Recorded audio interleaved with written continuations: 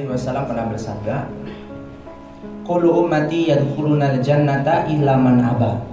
Setiap umatku itu pasti akan masuk surga kecuali yang tidak mau.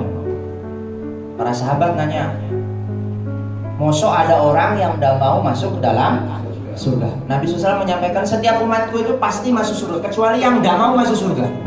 Maka para sahabat langsung jawab, langsung ngomong, "Ya Rasulullah, bagaimana mungkin orang tidak mau masuk ke dalam surga?" Maka Nabi SAW bersabda, "Man ata'ani dakhalal jannah wa man asani faqad aba." Barang siapa yang taat terhadap perintahku, maka dia akan masuk ke dalam surga. Barang siapa yang tidak taat kepada perintahku, maka dia enggan masuk ke dalam surga.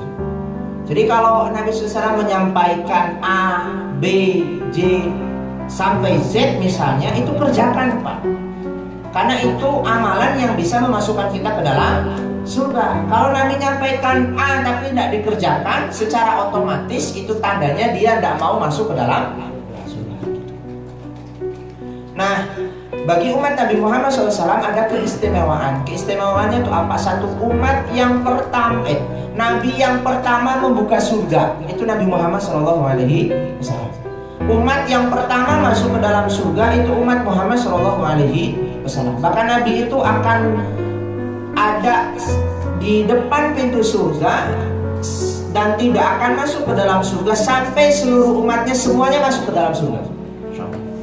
Jadi Nabi itu diam di pintu, nyambut umatnya semua masuk ke dalam surga, dan tidak akan masuk ke dalam surga dulu sebelum semua umatnya itu masuk.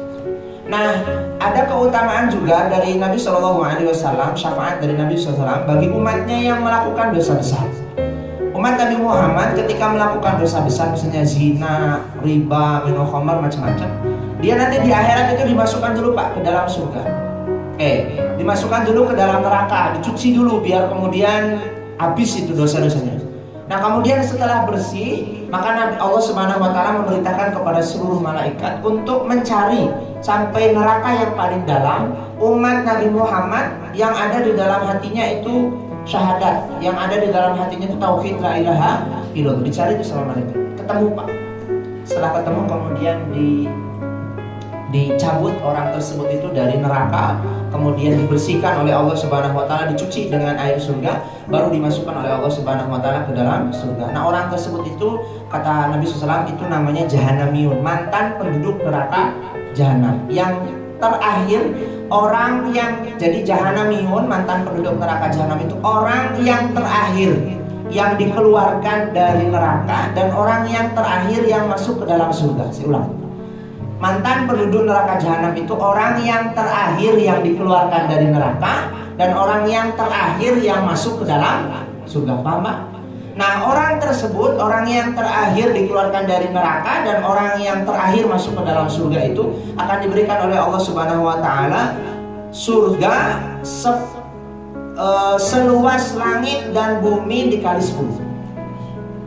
Ada hadis Bukhari Muslim, itu cek ya, bisa dicek sendiri. Jadi orang yang terakhir dikeluarkan dari neraka dan terakhir masuk ke dalam surga itu dijatah oleh Allah Subhanahu wa taala surga, kenikmatan itu seluas langit dan bumi dikali 10. Itu yang terakhir masuk surga.